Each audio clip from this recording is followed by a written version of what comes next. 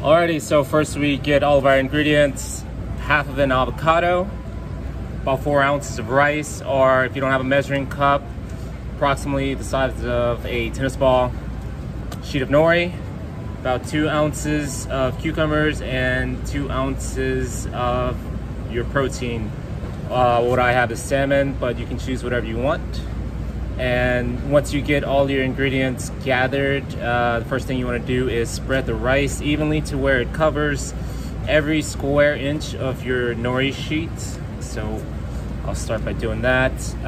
What I like to do is put the rice in the middle of the sheet and then spread to the sides and then spread to the tops of the sheet. So to the sides, to the other edges,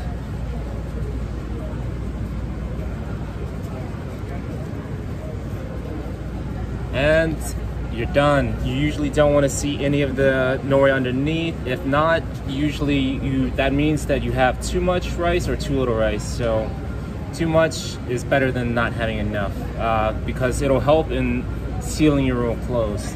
So once you spread your rice, we'll flip it over and then we'll assemble our ingredients. So we have the ingredients already, but all we want to do is make sure that your ingredients reach from one side of the roll to the other side of the roll. If not, your rolls will not have any ingredients in them. So you just want to make sure there's an even distribution of your ingredients. So here's your cucumber, it's reaching both sides.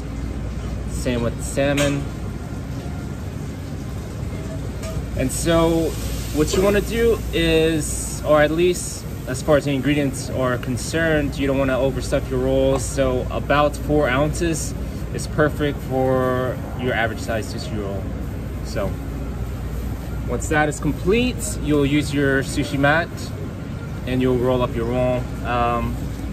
You slide it underneath your sushi roll as such, and then use your 4 main fingers to hold the ingredients in, and use your both your thumbs to bring your sushi mat over your ingredients. So what it'll look like without the mat, you just want to make sure that this side of your sushi roll covers your ingredients all the way.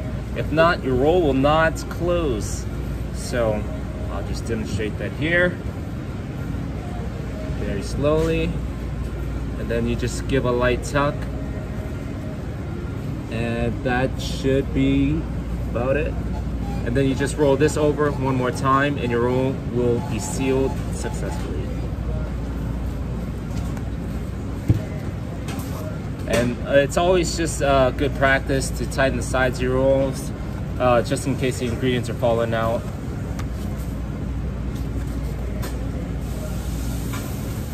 And now what we'll do is we'll cut thinly sliced avocados and put it on top of the roll. Should I do the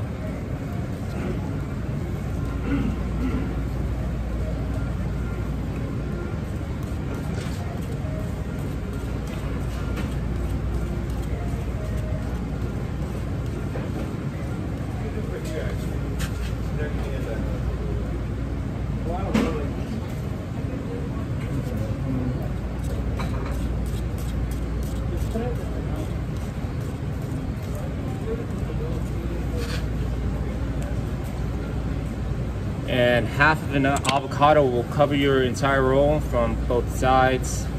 And what you want to do is make sure your board's clean. You'll grab a sheet of saran wrap and cover the top of the roll.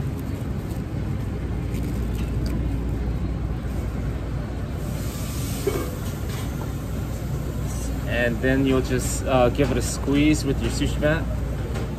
This will prevent the ingredients from moving whenever you cut the roll.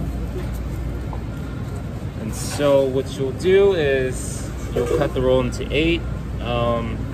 You start that by cutting the roll in half, and then cutting those halves in halves, and then you cut those halves into halves.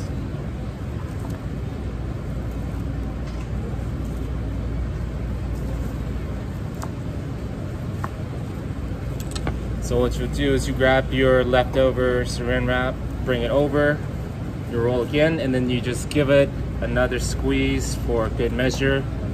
You just want to lightly squeeze it on the top and on the sides. This is just to prevent your avocados or any ingredients that you choose to put on top from moving around whenever you're done. And so after that, you're done.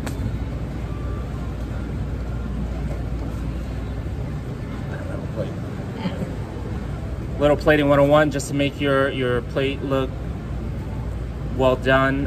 You just go from corner to corner, 45-degree angle, perpendicular to whatever plate that you're using. So I have a circle plate, so I'll just go from this corner to this corner. And what I'll do is I'll stagger each roll about 1/8 of an inch.